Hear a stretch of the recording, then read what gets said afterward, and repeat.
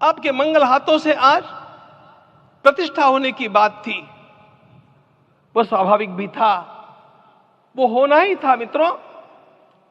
लेकिन मुझे इस बात का आश्चर्य हुआ जब मुझे लगभग 20 दिन पूर्व समाचार मिले कि माननीय प्रधानमंत्री जी को इस प्रतिष्ठा के लिए स्वयं अपने लिए क्या क्या अनुष्ठान करके सिद्ध करना चाहिए स्वयं को, उसकी नियमावली आप लिख करके भेजें।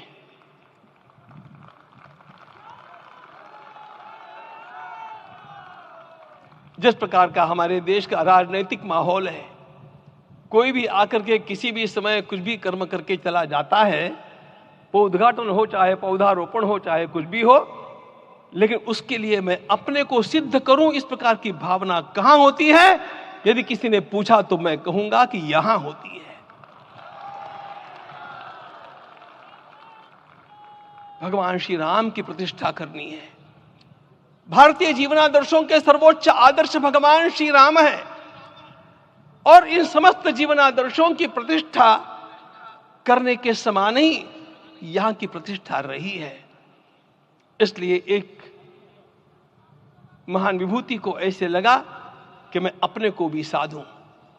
मैं कर्मणा मनसा वाचा, कर्म से, मन से और वाणी से अपने को उसके लिए शुद्ध बनाऊं, सिद्ध बनाऊं, और उसका मार्ग तप ही है। भगवद गीता ने कहा, यज्ञ दान तप कर्म न त्याज्यम कार्यमेव तत्।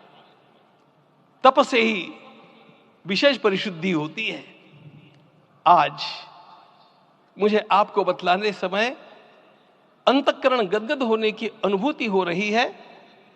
मैंने तो कहा था, हम लोगों ने महापुरुषों से परामर्श करके लिखा था, आपको केवल 3 दिन का उपवास करना है। आपने 11 दिन का संपूर्ण उपोषण किया। हमने 11 दिन एक भुक्त रहने के लिए कहा था, उन्होंने अन्न का ही त्याग कर दिया। महाभारत में कहा गया है, अनशन यह सबसे बड़ा तप है, अनशन। और उसको उनके जीवन में साकार होते हुए मैंने केवल देखा नहीं, मैं थोड़ा तार्किक हूं। आपकी परम पूजनीय माता जी से मिलकर के मैंने उसको रिकन्फर्म भी किया था कि आपका यह अभ्यास 40 वर्षों का है। ऐसा तपस्वी कोई राष्ट्रीय नेता प्राप्त होना यह सामान्य बात नहीं है। वे इन दिनों में हमने कहा था कि आपको विदेश प्रवास नहीं करना चाहिए, क्योंकि सांसर्गिक दोष भी आते हैं। विदेश प्रवास टाल दिया सांसर्गिक देशों के इस दोषों की संभावना के कारण, लेकिन दिव्य देशों का प्रवास ऐसा किया। नासिक से आरंभ किया, गुरुवायूर गए, श्रीरंगम गए, रामेश्वरम गए।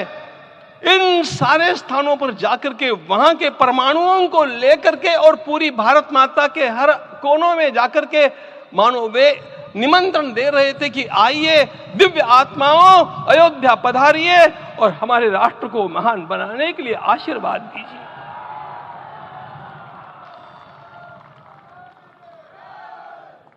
हमने केवल कहा था 3 दिनों तक आपको भूमि शयन करना चाहिए। 11 दिनों से आप भूमि शयन कर रहे हैं। इस कड़कड़ाती ठंड में इस प्रकार का शयन करना, मित्रों, ब्रह्मा जी ने सृष्टि को निर्माण किया। उस समय उन्होंने एक शब्द को सुना था। भारत की संस्कृति का सबसे मूल शब्द है तप, तप इति। हमारे पूज्य गुरुदेव के गुरुदेव परम गुरु कहा करते थे, कांची के परमाचार्य जी महाराज, तपश्चर। मैं जब भी उनसे मिलता था वे कहते थे तपश्चर। आज तप की कमी हो गई है और उस तप को हमने साकार आप में देखा।